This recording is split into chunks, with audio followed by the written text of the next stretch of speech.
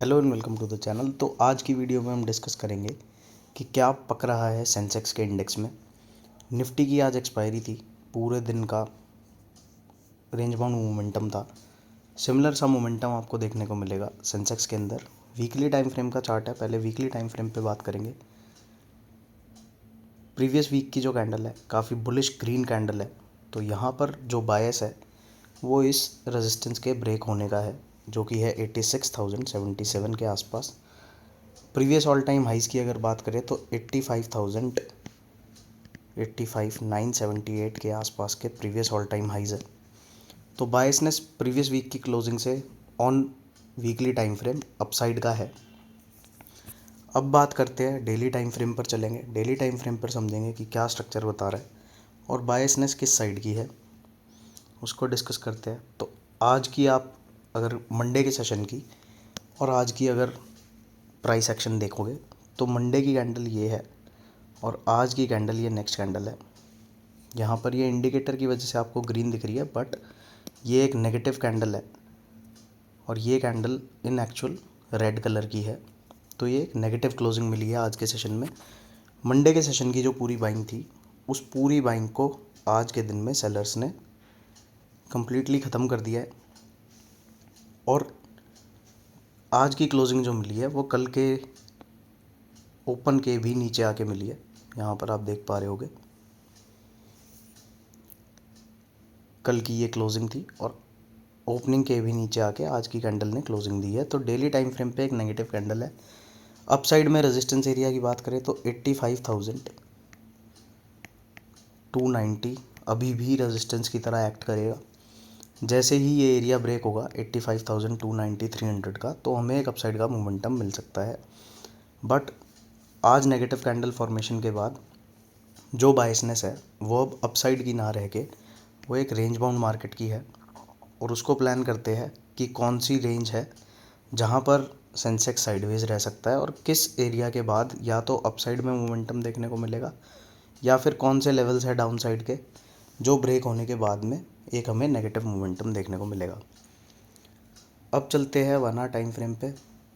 Weekly structure को समझेंगे कि इस पूरे हफ्ते कहाँ से कहाँ तक सेंसेक्स आपको घूमता हुआ दिख सकता है। वीकली एरियाज़ ऑफ सपोर्ट की बात करेंगे और एरियाज़ ऑफ रेजिस्टेंस की बात करेंगे।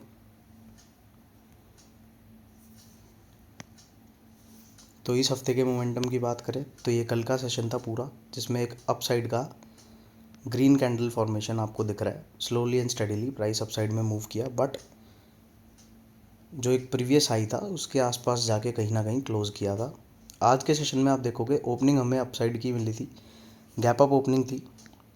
सेंसेक्स ने 85,042 के आसपास ओपनिंग की थी, बट जो हमें क्लोजिंग मिली है वो डाउन साइड में आके मिली है 84,600 के एरिया की। यहाँ पर हमें नेगेटिव क्लोजिंग मिली है। ओपनिंग से लेके क्लोजिंग तक ऑलमोस्ट 277 पॉइंट्स की गिरावट आज के सेशन में देखने को मिली है। अब चलेंगे इंट्राडे बेसिस पे। यहाँ पर हमें एरियाज़ ऑफ सपोर्ट और रेजिस्टेंस की अगर हम बात करें तो इस हफ्ते का जो एरिया ऑफ सपोर्ट है वो है 84,200।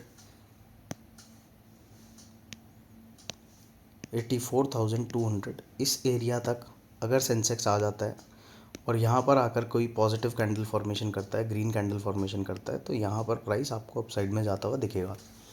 इमीडिएट एरिया ऑफ सपोर्ट की बात करें तो 84,550 का जो एरिया है वो इमीडिएट एरिया ऑफ सपोर्ट है। 550 ब्रेक होगा तो सेंसेक्स का प्राइस आपको 84,200 तक आता हुआ दिख सकता है। अब चलेंगे 15 मिनट टाइम फ्रेम पर और इंट्राडे में समझेंगे कि किस तरीके से मार्केट्स मोमेंटम कर रही हैं और सेंसेक्स ने क्या मूवमेंट दिया है।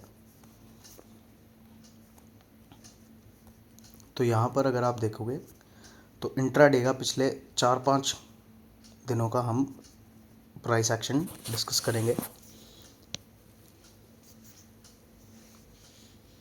11 तारीख के सेशन में एक नेगेटिव कैंडल से ओपनिंग मिलती है, पिछले दिन के हाइज़ के नीचे ओपनिंग मिलती है, प्राइस अपने प्रीवियस डे लो के आसपास आता है और एक अपसाइड का मोमेंटम करता है और पिछले दिन के हाई के ऊपर जाके क्लोजिंग करता है। नेक्स्ट सेशन में अगर आप देखोगे तो ट्यूसडे के सेशन में, वेडनेसडे के सेशन में गैप अप ओपनिंग होती है और इस गैप को मेंटेन करते हुए price slowly and steadily upside में मूव करता है, बट क्लोजिंग कहीं ना कहीं अपने फर्स्ट आवर के हाइज़ के आसपास ही आकर हमें मिलती है। नेक्स्ट सेशन में गैप डाउन ओपनिंग मिलती है बट प्राइस हायर साइड पे जाके क्लोजिंग करता है। क्लोजिंग जो करता है वो लोअर साइड पे आके करता है, ऑलमोस्ट फ्लैट क्लोजिंग करता है, पिछले दिन के क्लोज के आसपास ही आके क्लोजिंग करता है। नेक्स्ट सेशन में डाउन साइड में प्राइस खुलता है, पूरे दिन इक्वल हाइज एंड इक्वल लोज के फॉर्मेशन रहता है और लास्ट 15 मिनट्स में एक अपसाइड में मोमेंटम करता है और क्लोजिंग अपसाइड में जाकर करता है। मंडे के सेशन में मार्केट्स ऑलमोस्ट फ्लैट खुलती हैं, स्लोली एंड स्टडीली अपसाइड बायस के साथ ट्रेड करती है और हायर साइड पे जाके क्लोजिंग करती है। आज के सेशन में गैप अप ओपनिंग हुई, डाउन साइड का मोमेंटम आया, बट कल के दिन के जो लोज थे उसको प्राइस ने रिस्पेक्ट किया और अपसाइड में मोमेंटम दिखाया।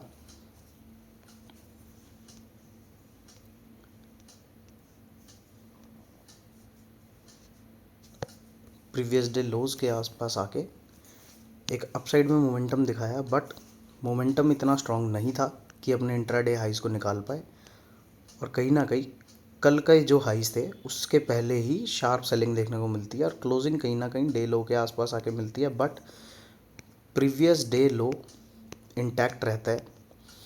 तो अब एक्सट्रीम सेलिंग की अगर बात करें तो ये जो एक स्विंग मार्केट ने बनाया है, ये लेवल्स अगर ब्रेक डाउन होते हैं, एक पुल बैक मिलता है 84,550 के अराउंड जाके, फिर से कोई नेगेटिव कैंडल फॉर्मेशन दिखती है और प्राइस डाउन साइड में ब्रेक करता है, तो आपको 84,200 तक के लेवल्स तक सेंसेक्स आता हुआ दिख सकता है।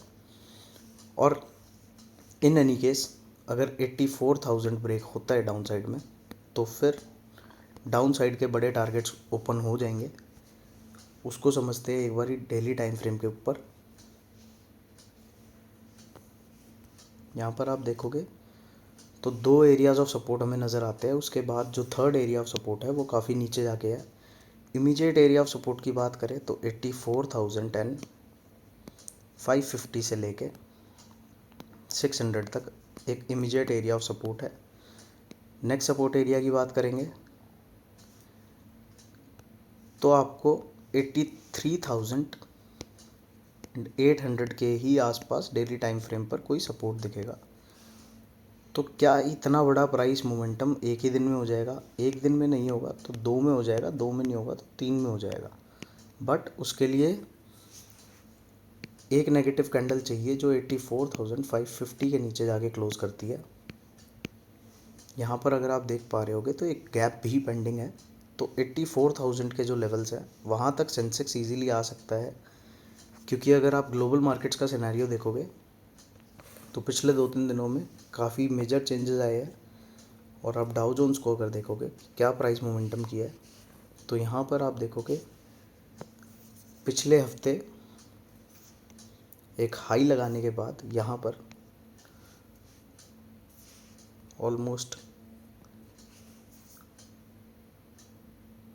वेडनेसडे के सेशन में 48,400 के आसपास एक हाई लगाता है डाउ जोन्स, और आज ट्यूसडे के सेशन में जो लो लगाया है वो है 45,450 का।